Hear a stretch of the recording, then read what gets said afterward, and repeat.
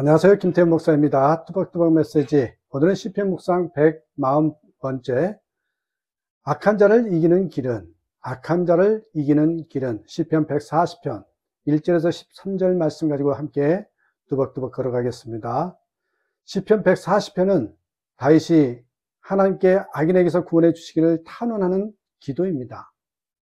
다윗은 1절과 4절에서 반복하여서 악인에게서 나를 건져주시고 포악한 자에게서 나를 보호하여 주십시오 라고 기도하고 있습니다. 악한 자들이 다윗을 죽이려고 전쟁을 준비하고 있기 때문입니다. 2절에서 5절 말씀을 보시면 그들이 얼마나 악한 자인지를 알 수 있습니다.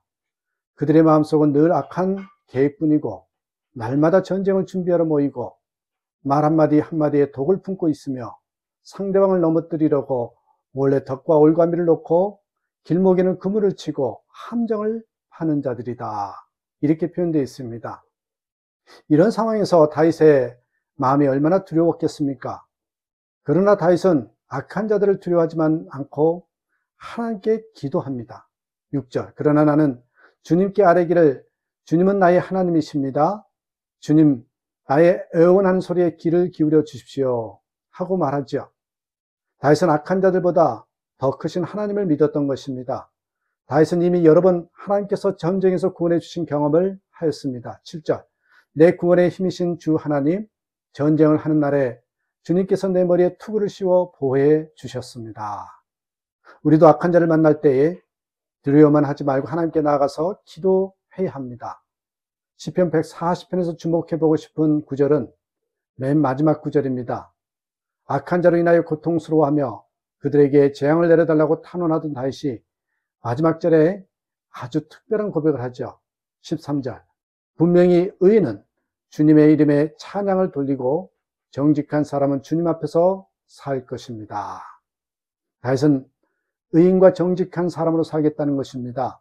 그것은 악한 자로 인한 고통보다 더 두려운 일은 자신도 악한 자와 같아지는 것임을 알았기 때문입니다. 저는 지금까지 악을 해결하겠다고 하다가 자신도 악해진 사람을 많이 보았습니다. 교단 정치도 그렇게 세상 정치도 그랬습니다. 참으로 안타까워 두려운 일입니다. 다윗도 얼마든지 악한 자가 될 수 있었습니다. 사울왕이 다윗을 죽이려고 쫓아다녔지요. 그러나 다윗은 사울왕을 살려주었습니다. 그러나 살려준 대가가 무엇입니까? 사울왕은 또 죽이러 쫓아오죠. 그러니 다윗은 이제 참을 수가 없어 하면서 사울을 대적할 수 있었을 것이 아니겠어요?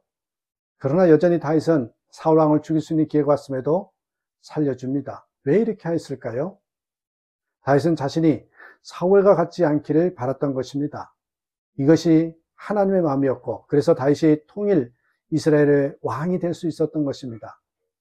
지금은 자기 편에게는 큰 죄도 눈을 감아주고 상대편은 작은 죄도 크게 보는 세상입니다. 이것이 정말 두려운 일입니다. 악의 실체를 믿지 않기 때문입니다.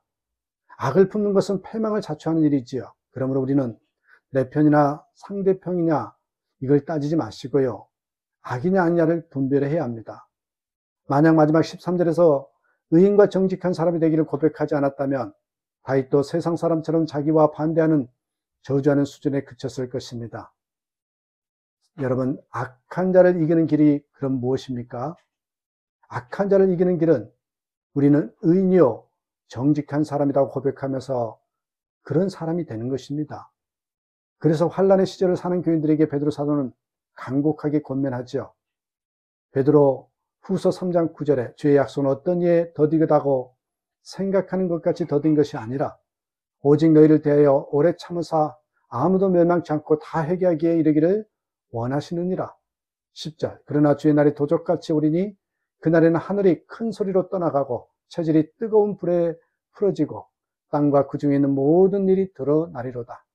11절. 너희가 어떤 사람이 되어야 마땅하뇨? 거룩한 행실과 경건함으로 하나님의 날이 임하기를 바라보고 간절히 사모하라. 14절. 그러므로 사랑하는 자들아 너희가 이것을 바라보나니 주 앞에서 점도 없고 흠도 없이 평강 가운데서 나타나기를 힘쓰라. 여러분, 악한 자들을 볼 때 더욱 주님을 바라보아야 합니다. 무엇을 바라보든지 마음에 영향을 미치기 때문이지요. 나는 괜찮은 사람인데 환경이 나를 이렇게 만들어서 라고 환경을 탓하는 모습은 옳지도 않고 성경적이지도 않습니다. 무엇이 진정한 우리의 환경입니까? 악한 자와 함께 있는 것입니까? 주님이 우리 안에 거하시는 것입니까? 한번 대답해 보시기 바랍니다. 주님께서 너희는 세상의 빛이라 말씀하셨습니다. 빛이 세상이 어둡다고 불평합니까? 두려워합니까? 빛을 비추면 되지 않습니까? 누가 세상의 빛입니까? 나는 죽고 예수로 사는 사람입니다. 그가 의인입니다. 사랑만 하며 사는 사람입니다. 항상 기뻐하고 쉬지 않고 기도하며 범사에 감사하는 사람입니다. 은밀한 죄도 지을 수 없는 사람, 두려움과 염려가 없는 사람입니다. 그리스도인들이 이런 모습으로 사회 곳곳에 존재한다면 어떤 일이 벌어지겠습니까? 그러면 충분한 것입니다. 좀처럼 깨닫기 어려운 일이지만 고통보다 더 두려운 것이 쾌락입니다. 라비 제커라이어스가 오직 예수에서 서구 사회를 피표로 몰아간 것은 고통이 아니라 쾌락의 바다에서 의미가 익사했기 때문이다 라고 말했습니다. 그렇습니다. 삶의 무의미함은 이 시련 속에서 고통스러울 때 오는 것이 아니라 쾌락을 추구하다가 그마저 아무런 흥미도 의미도 없어졌을 때 옵니다. 그래서 부족함이 없어 보이는 사람이 스스로 삶을 포기하는 경우는 흔히 보는 것입니다. 안타깝게도 대부분의 그리스도인들이 눈에 좋아 보이는 것만 추구합니다.